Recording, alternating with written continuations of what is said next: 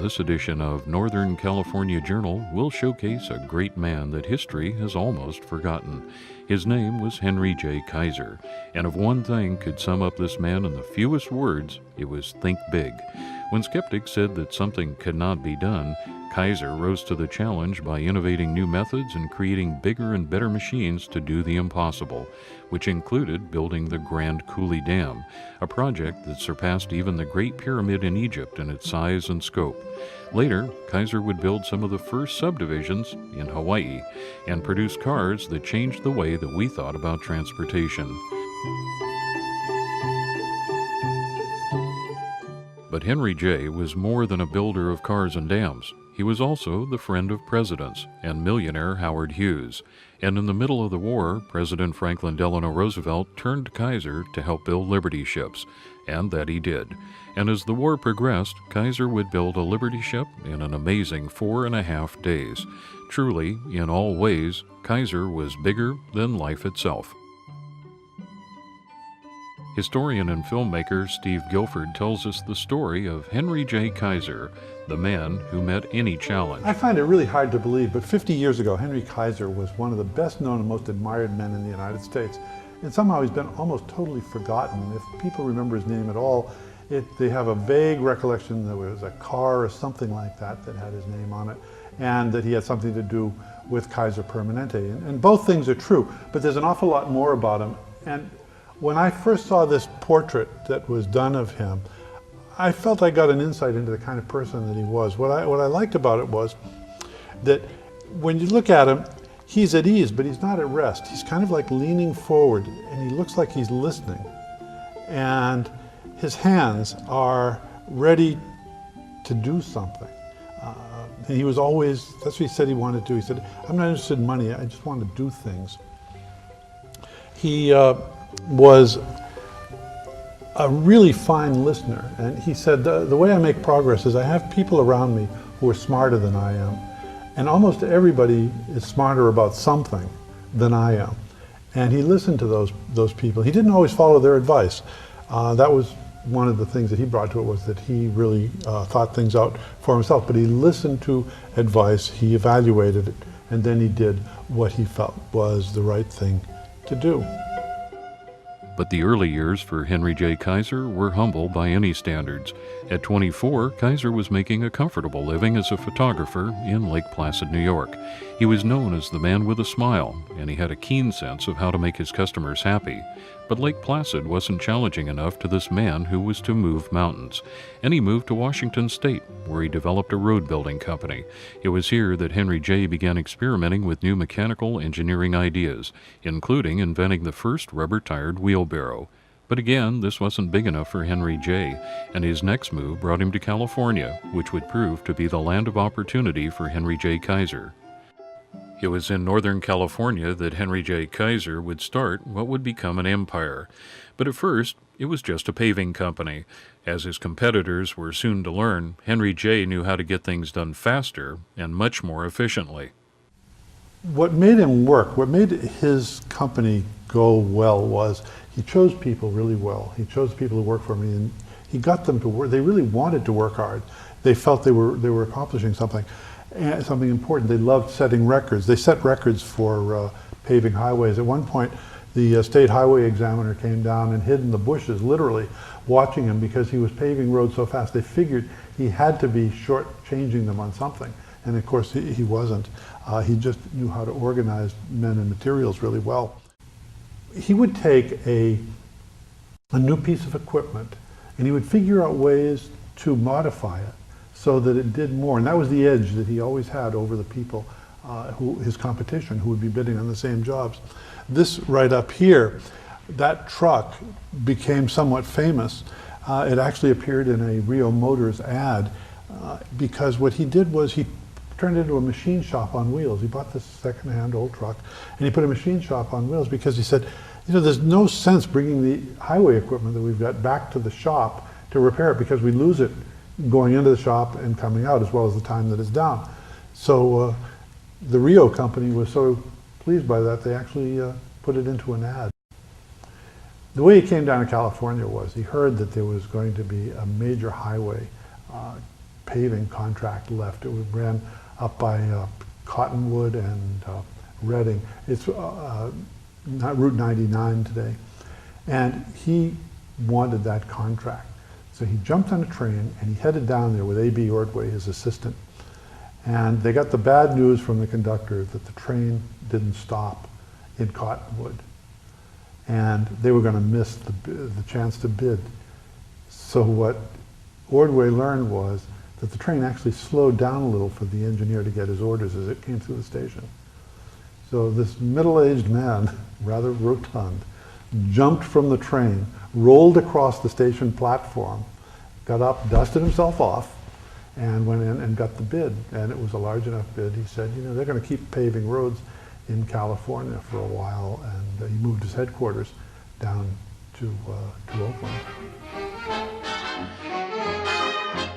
By the early 1930s, Kaiser had become a successful contractor, but he was still yet to move mountains.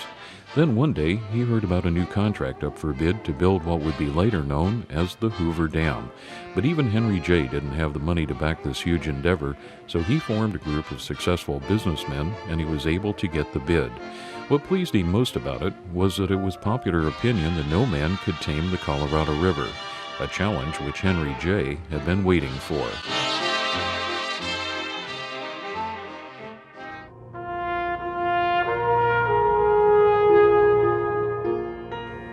But the dam was also a turning point for Kaiser. With thousands of workers, he found that he had a lot of labor problems. Men were dying from the heat, bad water, and falling from the sheer rock faces. It was this terrible labor problem that Kaiser took as another opportunity. He wanted to care for his workers because it was the workers that turned Kaiser's dreams into reality. So, along with the aid of a physician in the Bay Area, he began what would later become the Kaiser Permanente healthcare system. Kaiser and his partners, after the experience of building the big dams on the Columbia River and the Colorado River, were pretty cocky about their ability. And when it came time to place a bid on the Shasta Dam being built in Northern California, they thought they pretty much had a lock on it. They were real surprised to find out that they had been underbid and they lost out on the contract. Kaiser was not really deterred by this. What he did was, he said, boys, we're going to go into the cement business. They're going to need a lot of cement to build that dam. And that's what he did. And he put in a bid to supply the cement. Now, considering that he did not have a cement company, that he had never made cement before, this was going somewhat out on a limb. The other cement companies in the West screamed bloody murder because he was coming along and the stranger was coming in to stir up competition. That's what he did. He underbid them very significantly, got the contract, then went out to build the cement plant. If you're going to make concrete out of cement, you've got to have rocks, aggregate, and that's what Kaiser needed. He needed it at the dam, and the place where he found the source that he could use was about 9.5 miles away from the dam. So he went to the railroad and he said, "How much are you going to charge me to move these tons and tons and tons of rock?" And they gave him a price that was high. They thought they had him over a barrel. That was a place that he might like to go out on a limb, but he did not like being over a barrel. And instead of taking their offer, he built something that had never been done before, this giant conveyor belt that ran across the river a couple of times, across the state highways a couple of times, and delivered the rocks more cheaply right where they were needed. People said it can't be done; it'd be impossible. His favorite saying was, "Problems are just opportunities dressed up in work clothes," and he really believed that, and he lived by it. It was a source of a lot of his pleasure.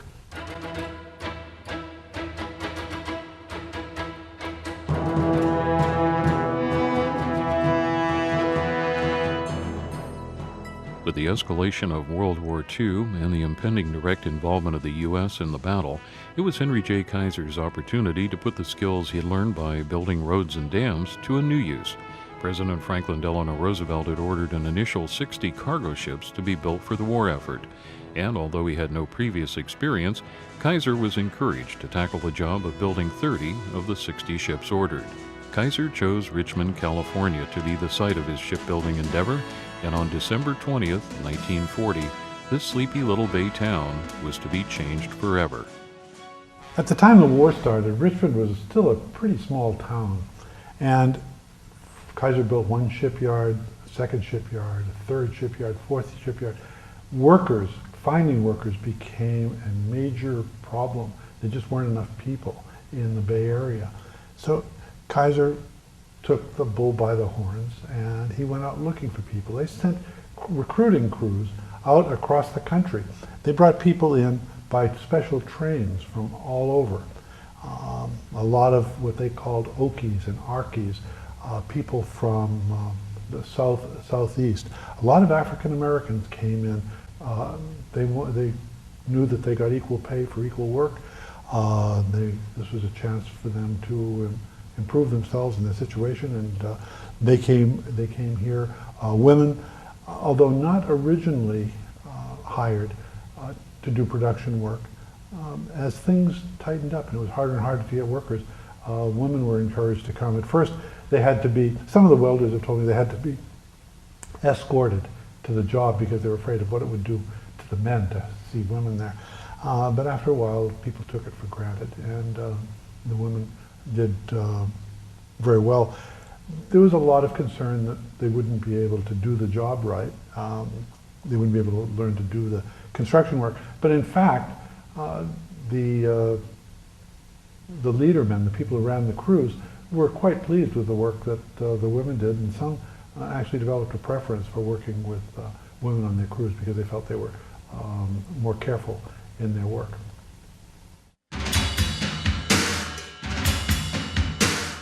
Whether you were a welder, or an electrician, a riveter, or a painter, you wore a hard hat that told the world and your other workers what it was you did. It was a common bond that all the workers shared, and today they're reminders of an era gone by. The workers in the yards were real proud of their helmets because it was a status symbol. It told what you did, where you worked. As you moved up and you got into a higher craft, a more skilled craft, your helmet reflected it. And so you can see that in this. You can also see some of the things that made the Kaiser shipyard special. This hat over here on the far left says material expediter. And there's another helmet on the other end, pipe fitter helmet, that says expediter on the side. That was a Kaiser term, and that was a person whose job it was to find where there were blockages in production.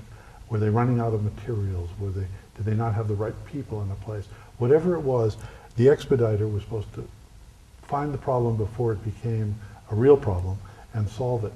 And they were given a great deal of power to go out and do things and spend money if necessary. At the beginning of World War II, industry was really in the East. It was not in the West. The West was almost like a colony of the East. That's where the investment money was. That's where the profits went. And that's where the plants were. So when Kaiser started building ships, the steel had to come from the East. It made it more expensive. And they also weren't prepared to turn it out fast enough. And he realized that. And so he started lobbying to get a steel plant built that he would build.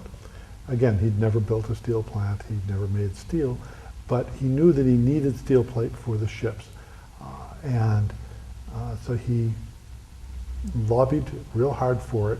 The other steel producers were not interested in having Henry Kaiser in the steel business. They'd seen him go into a lot of other businesses where he'd never had any experience before, and pretty soon he'd become a real competitor. So to see him now wanting to go into the steel business made them very nervous.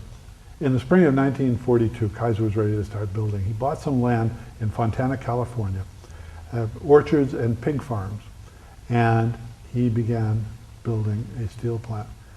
That plant was ready by New Year's Day. That plant, on December 30th actually, they poured their first pig iron on what had been a pig farm.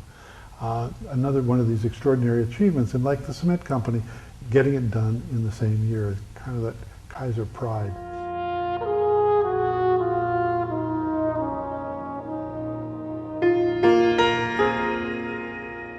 Of all the endeavors that Kaiser undertook, it was actually his shipbuilding efforts for World War II that made him a national hero. It was actually the aircraft carrier developed by Kaiser that won the war in the Philippines and put Kaiser in the national spotlight. Kaiser's ability to achieve the seemingly impossible was proven once again in his shipbuilding efforts, and his concern for his workers also followed him to the shipyards. He provided job education and motivated his workforce by providing health care and nursery care for his workers' children. This gave Kaiser a workforce that wanted to achieve. Kaiser had learned the art of prefabrication, which would be of tremendous benefit for assembling the Liberty ships for the war. Specially trained crane operators would lift huge ship sections into place using several cranes at once. This speeded up production time to new levels. Between 1941 and 1945, the Richmond shipyards built 747 ships, with an average construction time of 30 days each. But a truly amazing thing was about to happen. Clay Bedford, the head of the Richmond shipyards, was about to construct the Robert E. Perry, a Liberty ship that would beat all construction records.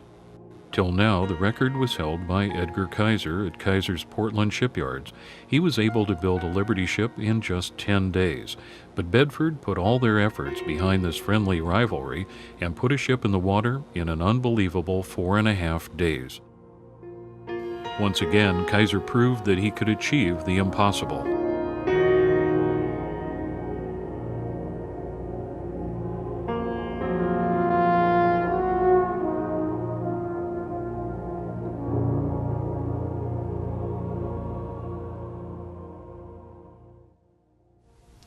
November 1942. Almost a year, not quite a year, since the bombing at Pearl Harbor, Henry Kaiser rises to address a group of businessmen from all over the country, the National Association of Manufacturers. What he chooses to talk about is not how we need to do more in order to win the war. He assumes that we're going to win the war. Can't tell how long it'll take, but he knows we're going to win the war. What he's interested in is what we're going to do in the peacetime after the war. And that's what he challenges these people, these leaders of industry who were there at this meeting to do. And he says, we're going to need housing, we're going to need transportation, we're going to need health plan, we're going to need health care for the workers. He lists these things that are needed. He said it'd be such a waste to win a war and then waste the peace. So he wants them to prepare for it, starting right then. And when the war is over, he's ready to do that. He starts building houses, housing developments. By the time he's through, he's built over 10,000 houses, 10,000 homes on the West Coast. But that's just one new industry that he went into. Another one is aluminum. Now, most of the people, most of his partners felt that wartime had created a tremendous demand for aluminum, and they built aluminum plants around the country. But with the war over, there wasn't going to be a need for aluminum, and there'd be just an overcapacity, and it wouldn't be worth going into the aluminum business. But once again, Kaiser saw a challenge, and aluminum piqued Kaiser's interest. He could envision a world where aluminum would be needed for airplanes, automobiles, trains, and even, yep, you guessed it, aluminum foil. And as always, Kaiser had a sense of humor to go along with his ability to see a need and then fill it. On April 1st was the date that he went into the aluminum business, and people noticed that date and said it was an April Fool's joke he was getting involved in. Well, it turned out to be one of his most profitable ventures. So for better roasting and baking, use Kaiser cooking foil. The cooking foil, because it's the only one that's quilted. Now at your grocer's. Costs no more than ordinary wrap. In the new, lovely to look at package.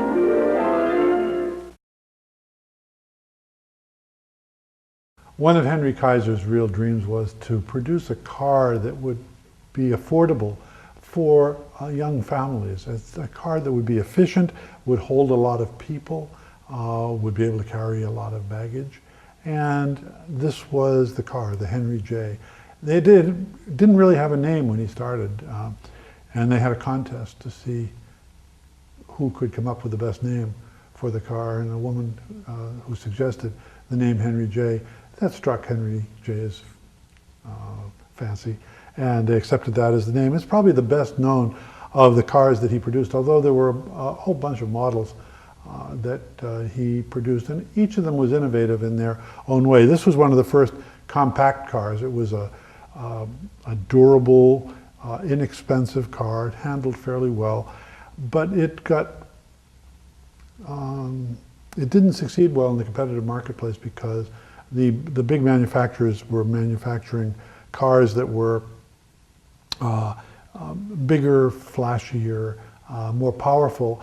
And this car was built to be economical and safe. It had a lot of safety features in it that the other cars had, but the market wasn't interested in those things at that time. Gas was cheap. The idea that it could get 30 miles to a gallon was of very little interest to a potential buyer. Cars are grueling beating, a constant steady bounding, a real test of performance. That's why Swenson picks Henry J. Swenson and his men would rather drive a Henry J than any other car. Go to your local Kaiser Fraser dealer and find out why Ott Swenson and so many others look to Kaiser-built cars for longer years of smoother riding. Drive a Henry J today. By the mid-1950s, Kaiser was in his early 70s, and he decided that he would, what he called retire. He would go to Hawaii. Of course, what it did actually was it set off a whole new flurry of activities. It was kind of like a rejuvenation for him. One of the things he did was he started a hotel. It was the Hawaiian Village Hotel, and it was really the first resort destination hotel. And people came there. They weren't going to Hawaii. They were going to the Kaiser Hawaiian Village. It had these little huts that were thatched huts. It had authentic Hawaiian entertainers that were there. You could rent boats for all kinds of water activities, and it was a very popular place. But he wasn't satisfied with doing that. He also built a very large housing development called Hawaii Kai, and it wasn't for the tourists, it was for the people who lived in Hawaii, and for that he got a great deal of credit and admiration because he was building houses that people who lived in Hawaii could afford, and they were really grateful that he did that. But for Kaiser, the building itself was what was really exciting. He'd be out there early in the morning, and he'd love to be out there gesturing to the big heavy equipment, you know, move that earth over there and take this over there, and he just radiated energy and excitement when he did that. When Henry Kaiser was 85 years old, he was the head of an organization that there were over 100 companies in this organization making steel, gypsum, aluminum, building cars. They were in operation on every continent in which people live. It was an extraordinary organization that he had built up. He said something which surprised even the people closest to him. He said, if I'm to be remembered for anything at all, it's going to be for my hospitals, because they are what are filling the people's greatest needs, good health. Late in his life, Kaiser used to attribute his commitment to the health plan by telling a story about something that happened when he was 16 years old. He told how his mother had died in his arms because she couldn't get good medical care. Well, whether the story is exactly true or not, it was clear that Henry Kaiser believed it was committed to that story, and he acted on it. And his commitment to the health plan was a very real one. After about 45 years of marriage, his first wife had died, Bess Kaiser, and he remarried. And it happened that the woman he married was a nurse, and she was half his age. And he wanted to do something with her. He wanted some joint project that they could work on together. And he came up with the idea of building a hospital This would be a hospital that would be the finest for the patient. It would provide the best care. It would be the most comfortable, the most innovative, and it would be a great example. He chose to do it in Walnut Creek, California, as part of the health plan. Well, the doctors in the health plan were less than pleased because the money that he was using was money that was supposed to go towards improving existing hospitals and building some new hospitals where there were now members, and they really needed the new facilities in order to be able to take good care of the members. Well, the Walnut Creek Hospital was built, even though there were no Kaiser members, or hardly any Kaiser members in Walnut Creek, and it was a great success. The hospital had a lot of features. The bed that was in the hospital room was powered. It was an automatic bed. The patient could raise and lower it, and this was unusual at the time. There was a phone nearby. The patient could make hot toast for himself or herself, make coffee to taste over there. There was hot and cold running water. The patient could open and close the blinds from the bed, and it was an air-conditioned hospital. This hospital was so well designed that it not only won architectural awards, but magazines like Look magazine, one of the finest or best magazines of the period, came and they did a feature story on it. Radio broadcasters came and did their stories from there for national network news. What they all had in common was something that Henry Kaiser really would appreciate, and that was that things like an automatic bed, it would go up and down, and that made the patient feel good, made the patient feel independent, but it also meant that the nurse didn't have to come around and crank the bed up or crank the bed down, and then 20 minutes later come back when the patient was feeling not comfortable.